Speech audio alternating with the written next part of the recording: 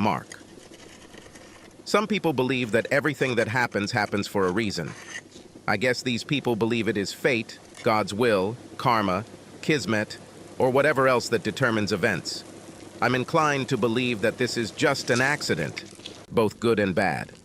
Of course, we can influence things through our actions or inactions, but basically I think shit happens, whether we want it to or not.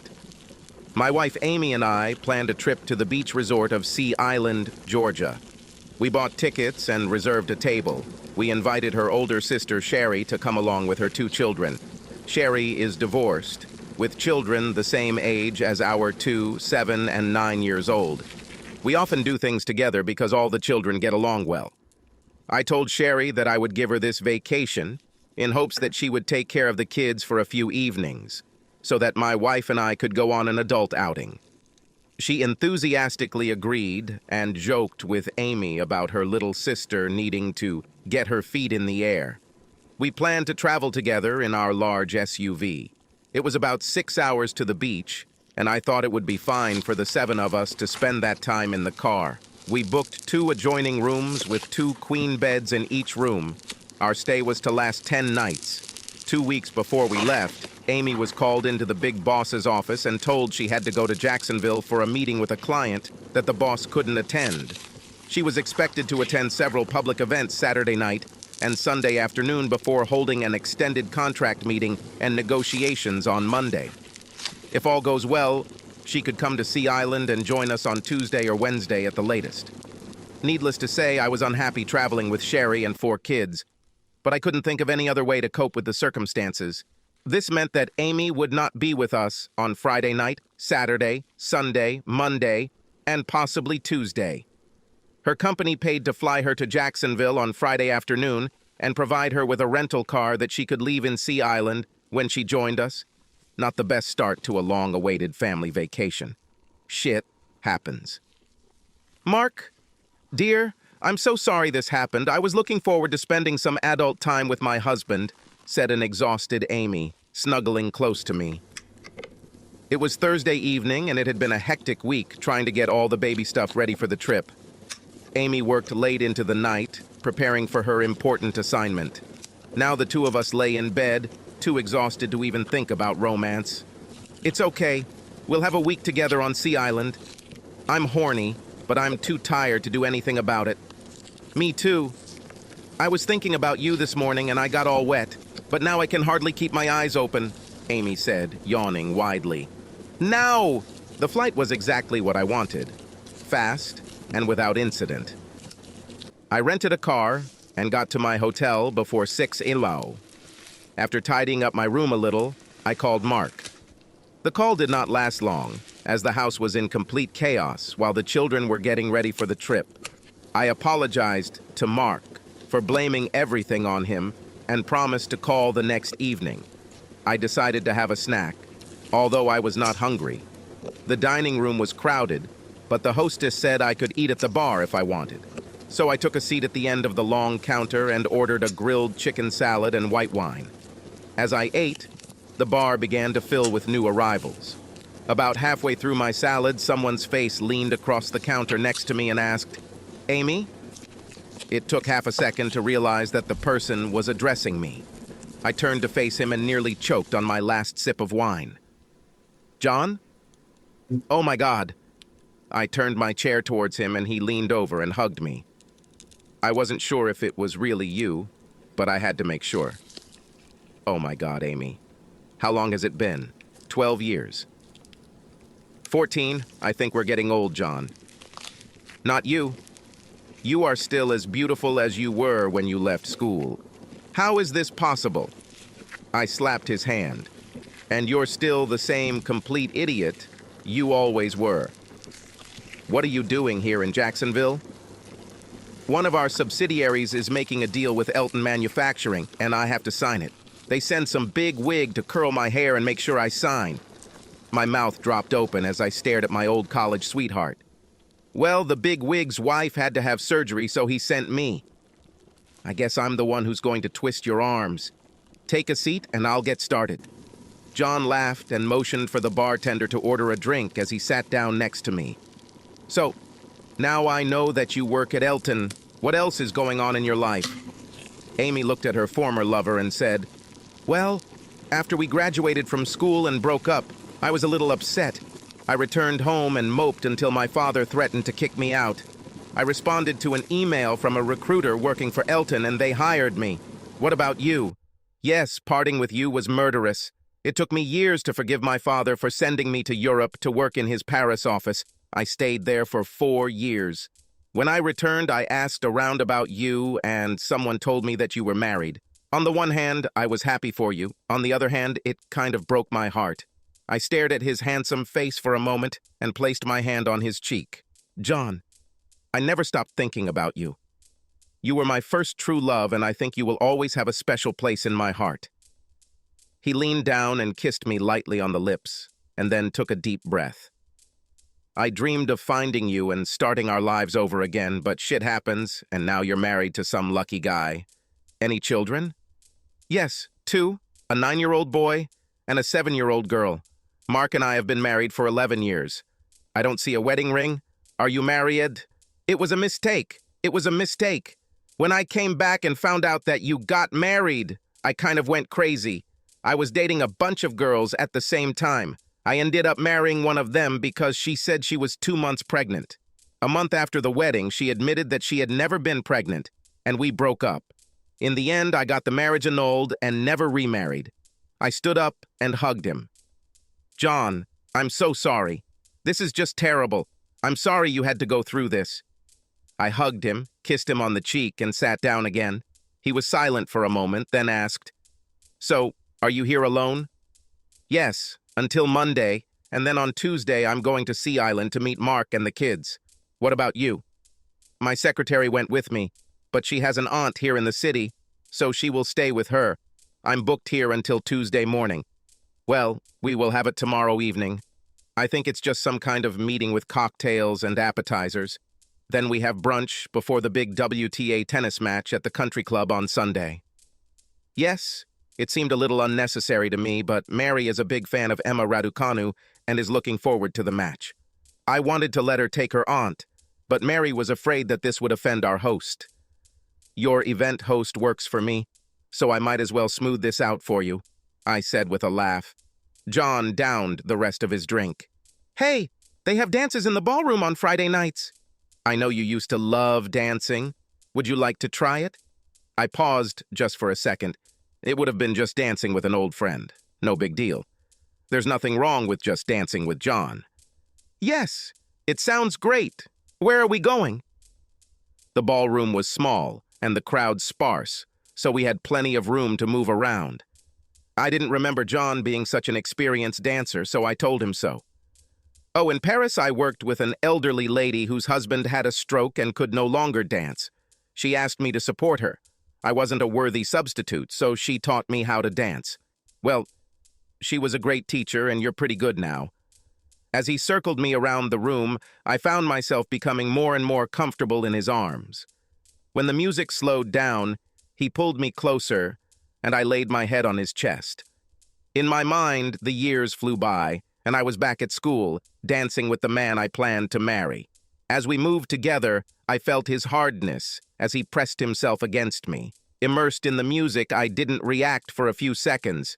Then the fog of memory cleared, and I pulled away from him a little. "I'm sorry, Amy. Hugging you like this brought back many pleasant memories.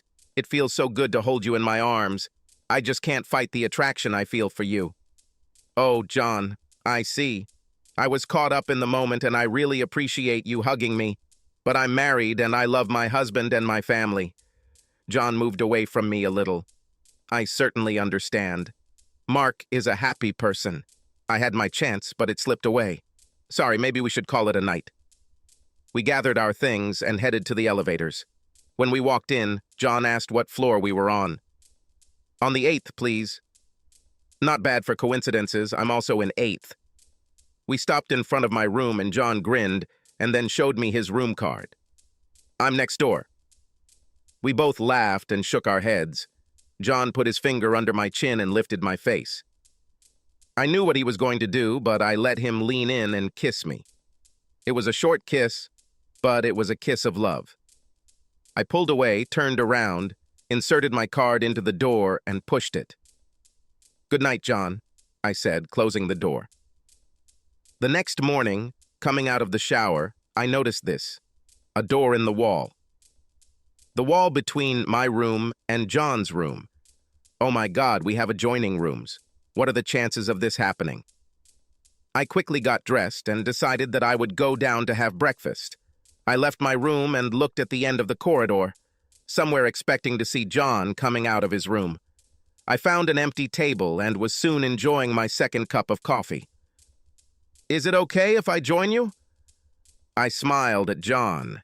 He seemed unsure of himself, as if he thought I might be angry with him. "Of course.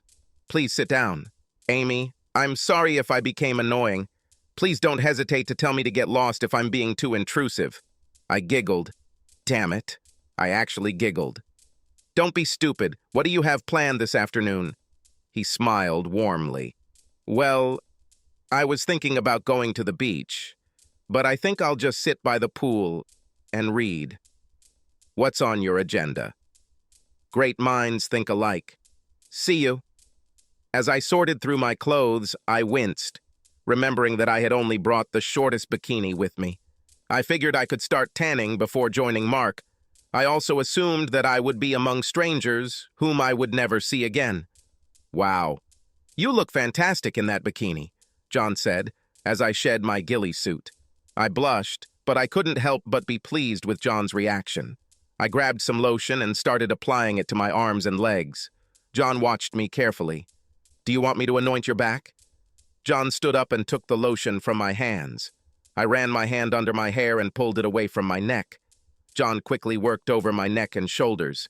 He rubbed lotion into my back and under the strings of my top. He worked on my thighs and buttocks. With strong hands, he rubbed the lotion dry. We spent a pleasant day sunbathing and swimming in the pool.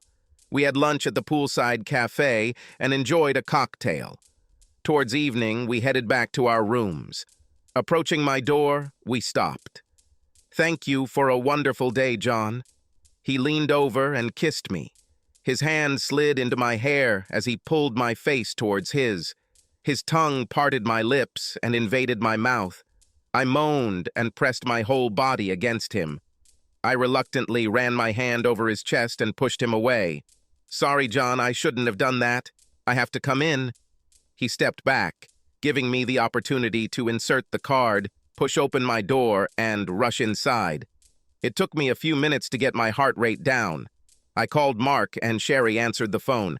"He went downstairs to get more ice. Are you incredibly bored there? We're having a great time. Mark is so cute that I may not give him back to you."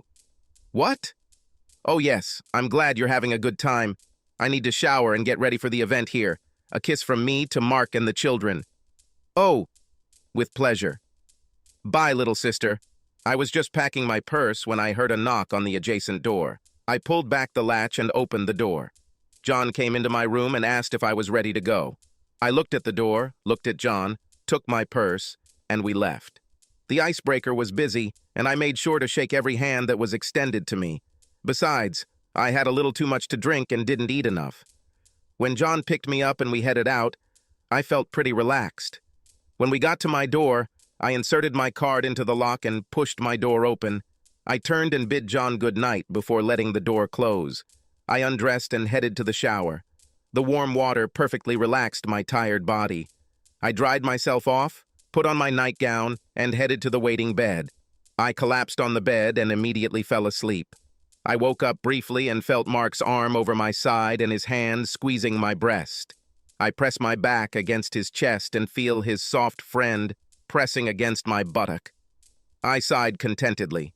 He and I slept like this almost every night. I always felt safe and loved it when he hugged me like that. Very slowly, like dawn breaking, I became aware of my surroundings. Panic began to overtake me when I remembered that I was not in my home bed. My body tensed as I tried to plan my escape. "Easy, baby, it's me. I came over to offer you a cup of coffee for the night and found that you were fast asleep. You looked so peaceful that I just had to join you." I turned around. "John, you scared the hell out of me." "How did you get here?" He pointed to the adjacent door. Exactly the same as before. I lay there, willing my heart to slow down. My fear triggered a surge of adrenaline, and I was almost out of breath. I turned my head towards him. He smiled and reached out to stroke my face. God, you are so beautiful. I remember when we slept together. I would sometimes lie awake for hours and just watch you sleep. I studied every feature on your face so that, closing my eyes, I could always see you. His eyes told me that he meant every word he said. I sighed. John, I'm married. I can't be here with you like this. Please, John, if you love me, you must respect my marriage. His eyes studied my face for several moments. I really love you. I will never stop loving you. Amy, just let me hold you today. I promise I won't continue like this. Please, baby, let me hold you and pretend we're back together. I knew it was wrong. I knew I should have made him leave, but I wanted him to wrap his arms around me, hold me in his big, strong arms, and hold me tight. I turned to him and kissed his forehead, and then looked into his pleading eyes. John, I love you too. I love being here with you like this, but we can't let this continue. I want you to hug me. I want to feel your arms around me. It's wrong, and not what a married woman should do, but I need to be there for you. Just for this one time, for this crazy weekend. Can I trust you? He gave me his boyish smile and kissed the top of my head. He put his hand under my neck as I turned my back to him and pressed myself against him. His other arm wrapped around me and I pulled his hand to my chest. He whispered into the back of my head, Amy, my love, I could never do anything to hurt you.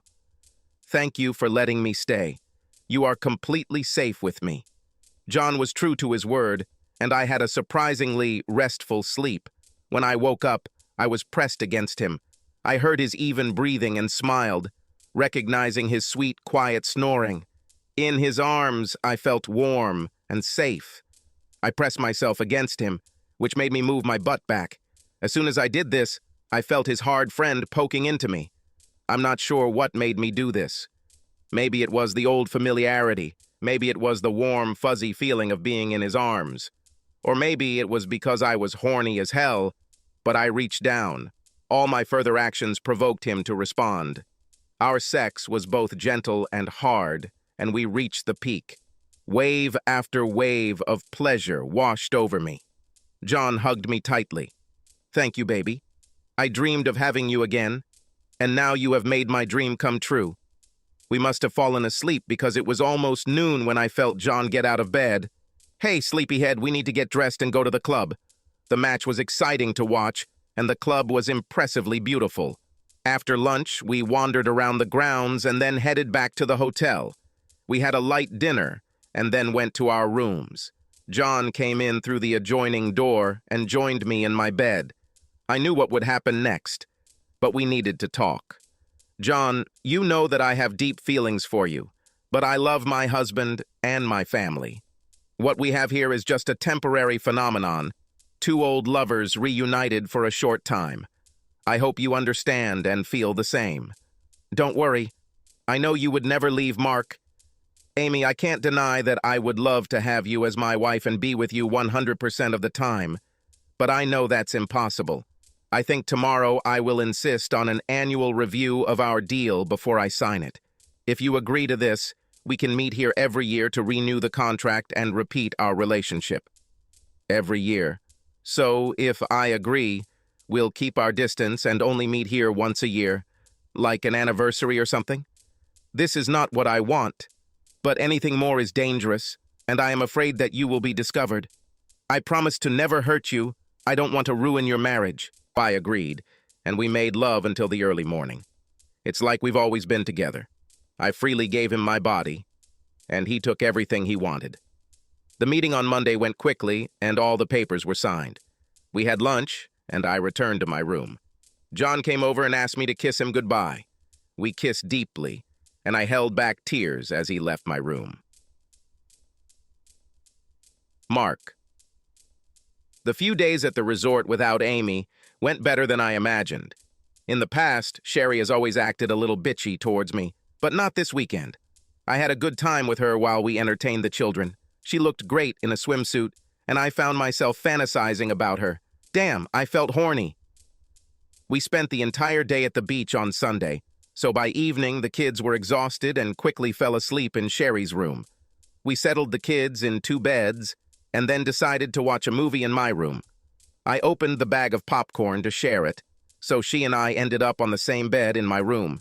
We drank some wine and watched a stupid horror movie that Sherry chose. As the movie became more intense, Sherry pressed herself closer to me. I hugged her protectively, and she hugged me. I felt her trembling and pulled her close to me. I looked lower and could see a fair amount of cleavage. Every scary scene made her jump, and soon her dress rode up. I lost interest in a stupid movie when I stared at my slender sister-in-law. My baggy gym shorts did little to hide my arousal. I had just begun to lift my left knee to try to hide the protruding tent of my shorts when a dramatic event occurred in the film. Sherry squealed, buried her face in my neck, and grabbed my upper body. I reacted by placing my hand on her back and hugging her tightly. My protective embrace pulled her close to my body. She grabbed me and whimpered. I patted her and she slowly loosened her grip, but kept her hand on my chest. She tilted her head back a few inches and looked up at me. I smiled at her and she lowered her eyes. Sorry, it scared me. I'm sorry I grabbed you like that. No problem, I said, squeezing her lightly and smiling. She turned her face to watch the movie but did not move away from my body. I pressed lightly to continue hugging her. I tried to stay as quiet as possible, but she pressed closer to me. Very slowly, I began to make tiny circles on her back. She responded by gently stroking my thigh. It was so gentle that I wasn't sure if she even realized she was doing it when she looked at the screen. As the film's credits rolled, Sherry turned her face to look at me. I pulled her close to me, leaned over and kissed her tenderly on the lips. She pressed herself against my chest and kissed me back deeply. My hand slid down my back. Oh my God, Mark, I want you so much that I'm ready to scream. It was rough sex, not love, just pure lust.